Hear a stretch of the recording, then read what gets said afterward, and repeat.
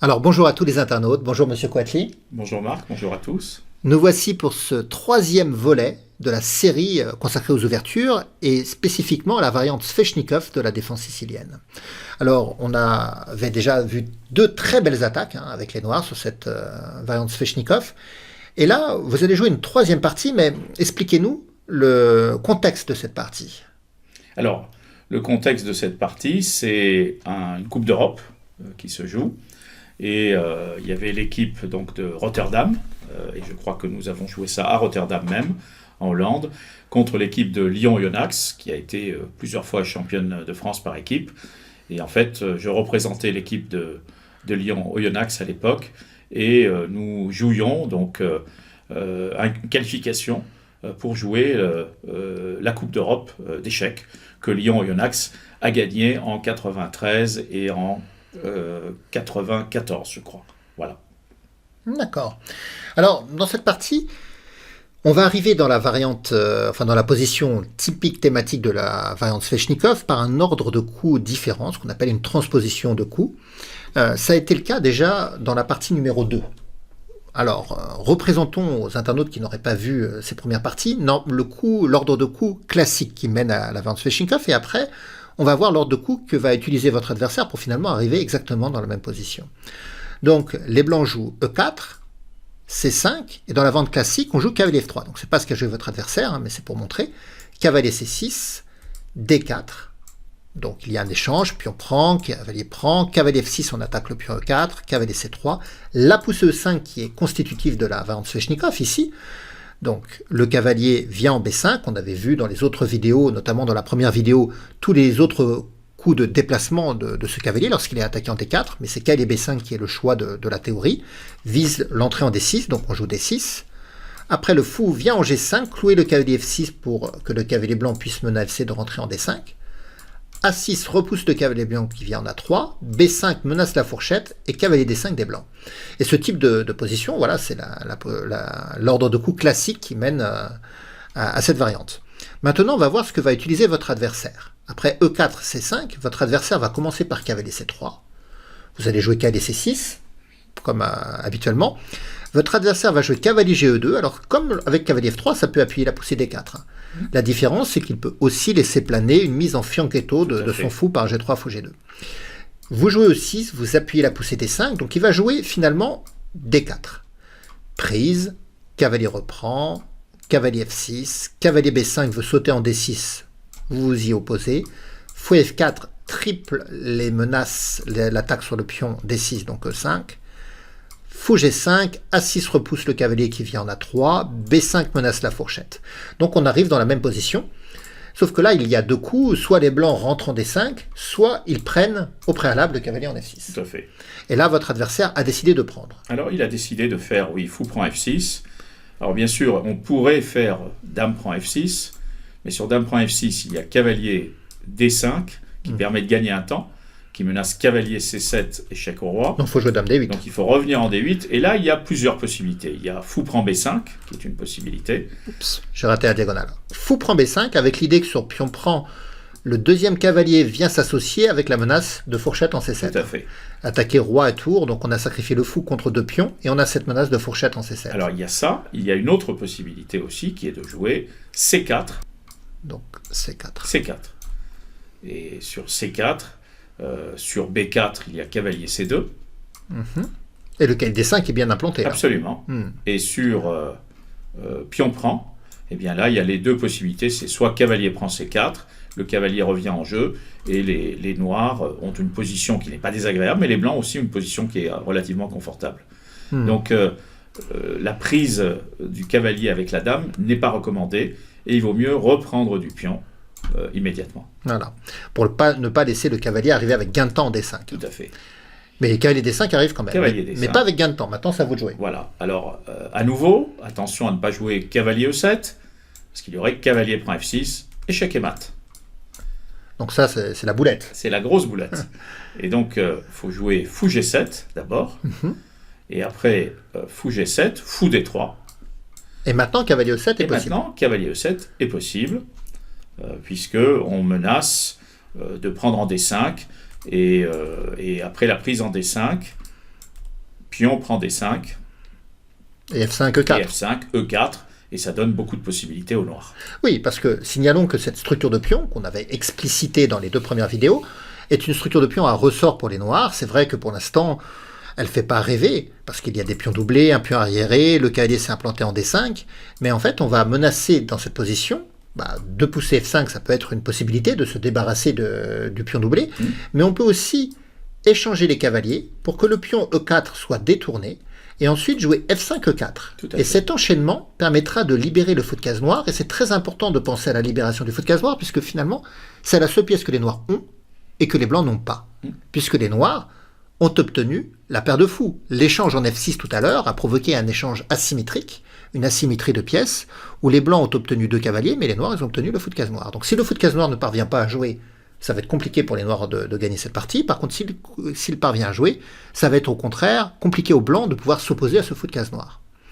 Donc, puisque vous menacez cavalier prend D5, pion prend, puis l'enchaînement F5, E4, il va décider de prendre les devants. Vous reprenez de la dame, et là, il finit son développement, il fait petit roc. Alors, vous jouez F5. Tout à fait. Donc, il faut... Même si ça vous coûte le pion. Oui, bien sûr que ça coûte le pion, mais il faut se libérer. On ne peut pas laisser le fou noir enfermé derrière. C'est-à-dire, il faut que... C'est-à-dire que s'il prend, vous enchaînez par E4. Alors, s'il prend, on peut enchaîner par E4 ou par D5. Bien par D5. Il y a plusieurs possibilités. Et après D5, le coup C4 n'est même plus possible pour les blancs, puisqu'on contrôle avec B5 et D5. Et il y a une menace, bien sûr, qui est la menace E4 à présent. Et le pion en B2 est en prise, avec le cavalier en A3, la tour en A1. Vous voyez qu'il y a eu beaucoup de possibilités avec ce fou noir qui commence à jouer. Oui. Ah oui, oui. Et puis, une fois qu'on arrive à E4, le fou de case noir arrive jouer sur la plus grande diagonale. Le fou de case blanche peut se venger sur le pion F5, mais il peut aussi parfois revenir en B7. On peut avoir les fous sur les diagonales. C'est très dynamique, c'est très souple comme position. Ça peut arriver, le danger peut arriver de partout, en fait. Donc, quand vous jouez F5, c'est un cadeau empoisonné. Et d'ailleurs, l'adversaire ne va pas accepter ce pion en F5. Hein. Il va jouer Dame H5. Oui. Dame H5, vous aviez expliqué dans la 2e vidéo que ça peut parfois, il peut y avoir un peu de jeu sur H7, c'est-à-dire qu'on peut se mettre à prendre en F5 pour pousser F6, et pour attaquer H7, surtout si les noirs ont fait petit roc. Tout à fait. Mais vous allez faire petit roc ici, ça veut dire que la menace n'est pas encore possible. Je suppose qu'après F5, vous allez jouer E4. Tout à fait. Il y a E4 qui est possible, et donc E4 permet... ça menace au B2 en plus. Tout à fait. Voilà. Ok, donc vous jouez petit roc, et là il va jouer C4. Oui. Il engage le combat sur les cases blanches en espérant que le cavalier puisse rebondir en C4 en cas d'échange. Il laisse aussi la case C2 pour que le cavalier puisse aussi manœuvrer. Tout à fait. Donc là, il y a une triple attaque sur le pion B5 pour une défense et vous jouez tour B8. Oui. Mais tour B8, ça défend pas assez. Non, ça défend pas. Alors, on va expliquer un petit peu la thématique qu'il y a derrière tour B8. C'est-à-dire qu'à présent, il y a toujours plusieurs possibilités. Les blancs peuvent prendre en F5, mais ils peuvent aussi prendre en B5. Et là, si le pion prend en B5, eh bien, on peut jouer à présent D5. En fait, sur la prise en A6, vous allez vous venger sur le pion B2, c'est ça? Non, on va faire tout simplement... la prise en E4. Pion prend E4, suivi de tour prend B2, et toute la structure de pion explose des blancs.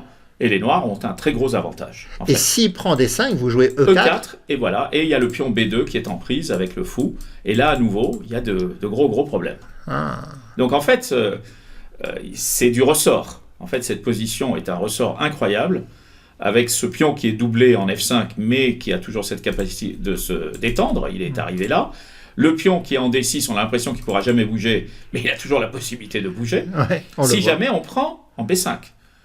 Si on fait tout de suite D5, il y a C prend D5. Mais si le pion C prend B5, à ce moment-là, D5 devient extrêmement fort. Et en cas de prise, E4. E4. Voilà. Très bien. Donc on comprend maintenant l'idée tour B8. Et les blancs vont pas prendre en B5, ils veulent garder le pion C5 pour contrôler, et ils prennent en F5. En F5. Et là, eh bien, on va rejouer, parce que la menace c'est F6. Ah oui, avec cette attaque sur H7. Avec la menace de mat. Et la dame d'attaquer. Tout à fait. Et donc là, on n'a pas le choix, il faut jouer E4. Attaque le fou, libère d'ailleurs la prise, le fou de case noire. Il va jouer tour AE1. Il retire sa tour du viseur de votre fou, attaque le pion et le cloue. Il contre-attaque sur la colonne. Donc vous jouez fou B7 Oui, pour défendre. pour défendre. Il joue dame G4, il appuie sur le pion E4, Oui. mais vous avez encore les moyens de défendre avec tour Tour E8. F8, tout à fait. Et il l'appuie encore avec F3. Oui. Il a de la suite dans les idées là. Oui, oui. Le pion E4, il est perdu, il vous l'attaque 4 fois, comment vous allez faire? Alors, oui, il attaque, c'est vrai, plusieurs fois. Et c'est là que il y a des ressorts dans cette position, dans la variante de Sveshnikov, qui sont absolument incroyables, puisqu'il y a une dynamique dans la position très forte.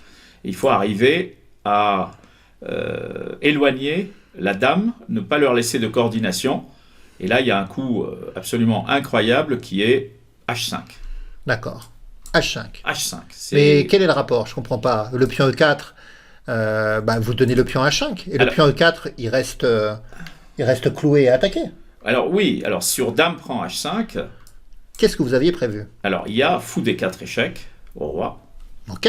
Vous pouviez le jouer même avec la dame en G4, ça. Non, fou on D4. ne pouvait pas parce qu'il y avait le clouage. Il y avait un D'accord, clouage. il y avait un clouage. Donc Il y avait un clouage. vous déviez la dame pour jouer fou D4 échec. Absolument. D'accord, mais le roi il s'en va en H1. Et alors? Et à ce moment-là, eh bien, on a la possibilité de faire pion prend F3. Pion prend F3. Oui. Eh oui. Alors j'espère que vous avez vu aussi les internautes. Regardez. Pion prend F3. On laisse la dame pour menacer un joli mat avec la prise en G2. C'est-à-dire que si les blancs tombent dans le panneau et prennent la dame, pion prend G2, échec et mat avec l'attaque sur les deux fous. Magnifique. Voilà. Magnifique. Voilà les possibilités que confère cette ouverture. C'est-à-dire, bien sûr, c'est très très dynamique. C'est très risqué. Il y a un risque. Mais on prend beaucoup de plaisir à la jouer. Parce que quand les pièces peuvent s'exprimer, il y a toute la puissance du jeu des noirs qui est reflétée par ce type de position. En ayant sacrifié un petit pion en H5, on redonne une détente incroyable à la position. Ouais, et puis si les blancs veulent pas prendre la dame, ils devront prendre le pion F3 avec le pion. Et là, on peut même songer à dame prend tour aussi. Tout à fait. Donner la dame contre les deux tours et continuer l'attaque. Roi G2, tour G1, oblige roi H1, roi H3. Et maintenant, on peut même jouer un coup comme roi G7, par exemple. Roi G7. Menace tour H8. Ouais. Ah ouais. Je regardais aussi tour G7, menace tour H7. Oui, mais tout est... Je veux dire, ici, on a la paire de... Ah non, mais tour G7, peut-être, il peut jouer F6. Mais même F6, il y a fou prend F6. Ah, il y a fou prend F6. Et puis même sur F6, il y a même... oui, il y a fou prend F6 qui est très très bien. Mais je pourrais pas jouer tour H7 après parce qu'il y a le fou. Non. Donc peut-être que roi G7 est meilleur. Roi G7 est très bien. Et sur roi G7, les blancs n'ont pas beaucoup de coups. Ouais. Et sur F6, on fait fou prend, c'est ça? Fou prend F6, il y a toujours la menace qui est tour H8. Donc, mais il y a dame H7. Dame H7, il y a roi F8. Roi F8. Il n'y a pas de case. C'est-à-dire que vous êtes toujours... Et après, je joue roi E7 et tour H8 avec le fou de case noire. Par exemple. Ouais. Non, c'est une position extrêmement difficile à jouer pour les blancs. Très difficile. Puis on a fou C8. Fou C8, il y a fou F5. Ouais, mais il y a quand même beaucoup de menaces. Ouais. Roi E7, tour H8, fou C8 qui peut arriver, parfois fou prend F3. En tout cas, ça recèle. C'est une position très très agréable à jouer. Il y a beaucoup de possibilités. Et donc, le coup H5 qui a été ça, c'est joué, magnifique. Voilà. Alors, vous déviez la dame pour déclouer le fou G7 pour faire échec. Alors, il y a un autre coup aussi qui est possible. Après dame prend H5, il y a un autre coup qui est possible, qui est D5 également. D5. Pourquoi faire? Parce que sur D5, après pion prend D5, par exemple, dame C5 échec. Et vous prenez le fou. Suivi de pion prend D3. Donc, vous déclouez et vous prenez le fou après. Il y a beaucoup de possibilités. C'est-à-dire les menaces tactiques recelées par toutes les pièces noires sont énormes et on s'aperçoit que quelque part il y a un équilibre de la terreur qui se produit. Donc votre adversaire n'est pas tombé dans votre piège. Non. Il a joué dame G3. Oui. Et vous avez joué dame E5. Vous proposez d'échanger des dames en attaquant B2. Là, vous proposez d'échanger des dames parce que vous considérez que la finale est supérieure avec la présence de la paire de fous. En tout cas, elle est supérieure ou elle ne comporte pas beaucoup de risques. C'est-à-dire quand on joue avec les noirs, on essaye d'équilibrer la position. Et en fait, il n'y a pas beaucoup de risques parce qu'on a la paire de fous, parce que le cavalier est encore hors jeu en A3, parce qu'il y a le pion B2 qui est faible, et le roi noir est relativement sûr, et la tour en B8 des noirs, elle a aussi des possibilités pour l'avenir. Alors, il n'a pas accepté l'échange des dames, lui il a pris en E4 et vous avez forcé l'échange des dames. Tout à fait. Mais là maintenant, l'heure est venue au fou de case noire de s'exprimer. Fou prend B2, donc le cavalier est venu en B1. B prend C4, donc le fou a pris, mais du coup ça a détourné le fou de la protection du pion E4. Il prend en A6, fou D4 échec, il vient en H2, et comme à l'école... Pas en H1, je crois, en H2. Je crois. Ah pardon, en H2. Et comme à l'école des échecs, vous avez joué la tour sur la deuxième rangée. Oui. Et dans cette position, l'impression visuelle est très forte. Tellement forte que le maître, c'est un maître ou un grand maître? C'est un maître. Ce que le maître Koif abandonne. Il abandonne face à cette paire de fous, face à cette menace de tour prend G2 échec, de tour prend A2, le cavalier qui est pas développé, le fou qui est un peu aux fraises ici. On voit qu'il y a une puissance ici de visuel qui est très importante. Et il abandonne. Alors, il abandonne et c'est deux hommes qui jouent. C'est deux hommes. C'est pas deux machines. Aujourd'hui, c'est facile avec les moteurs de regarder, de dire qu'est-ce qu'il a fait, qu'est-ce qu'il n'a pas fait. Mais quand on a souffert, parce qu'il a beaucoup souffert dans cette partie, il y a eu en permanence des coups qui étaient nouveaux, pour lui comme pour moi, puisqu'on a découvert tout ça sur l'échiquier. Il n'y avait pas les préparations de maintenant. Et en fait, il a beaucoup souffert, et à un moment donné, sous les coups de boutoir, il abandonne, peut-être un peu trop vite, parce que, bien sûr, les Noirs n'ont pas de problème. Ils ont résolu tous leurs problèmes, ils sont presque gagnants, mais il y aurait pu y avoir de la défense avec fou, par exemple, D3, qui était une possibilité. C'est-à-dire que le fou ne peut pas prendre parce qu'il y a la tour. Oui. Et puis, on peut laisser les noirs prendre en G2 sur échec parce que de toute façon, ce fou aura des problèmes après. Tout à fait. Et donc, après fou D3, la partie aurait été jouée probablement avec D5, avec toujours un léger avantage pour les noirs, mais il aurait fallu se battre encore un moment pour pouvoir la gagner. Donc, j'ai aussi souhaité montrer cette partie, pour montrer un petit peu les possibilités qu'offre la Sveshnikov, et pour montrer aussi la psychologie des hommes. C'est-à-dire que dans cette partie, on a beaucoup de choses. On a quelqu'un qui se défend très bien, mais qui à un moment donné pense qu'il est au bout du rouleau, qu'il ne pourra plus défendre la position et qui abandonne parce qu'il a beaucoup souffert dans cette partie, alors qu'elle était loin d'être terminée. Mais après tout, l'aspect psychologique est très présent dans le combat échiquier. Tout à fait. C'est très présent. Ça m'est arrivé, je crois, une autre fois aussi, dans une partie où un adversaire a abandonné alors que la partie était nulle. Là, elle était vraiment nulle dans une autre partie. L'adversaire avait abandonné parce qu'il avait beaucoup souffert et il avait trouvé les meilleurs coups, mais à un moment donné, il n'en pouvait plus. Il a abandonné alors qu'il avait le match nul. Pour ce côté psychologique, quel est le joueur contre qui vous avez joué qui vous a le plus marqué psychologiquement? Alors, il y a un joueur qui m'a beaucoup marqué, c'est Kasparov. Parce que Kasparov, quand il joue ses coups, c'est des coups de boutoir absolument monumentaux qui vous font vous poser des questions à chaque fois. Donc, il dégage cette puissance. Bien sûr. Il joue de manière absolument incroyable et donc c'est extrêmement difficile. Il y a des joueurs de cette manière. Il y a un autre joueur contre qui j'ai joué, mais ça c'était plutôt des parties de blitz. C'est Karpov.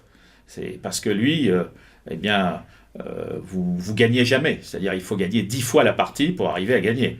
Parce qu'il est tout le temps en train de se défendre. Donc vous avez des joueurs comme ça qui ont une force pendant la partie qui est absolument indescriptible. Sinon, on est capable, bien sûr, de gagner des parties qui sont peut-être égales. Alors ici, il y avait un avantage, mais on peut aussi être de l'autre côté de la barrière de temps en temps. Eh bien, merci pour cette expérience, Monsieur Coatli. Et puis, on vous donne rendez-vous aux internautes pour le dernier volet de cette série sur la Sveshnikov. À bientôt. Merci.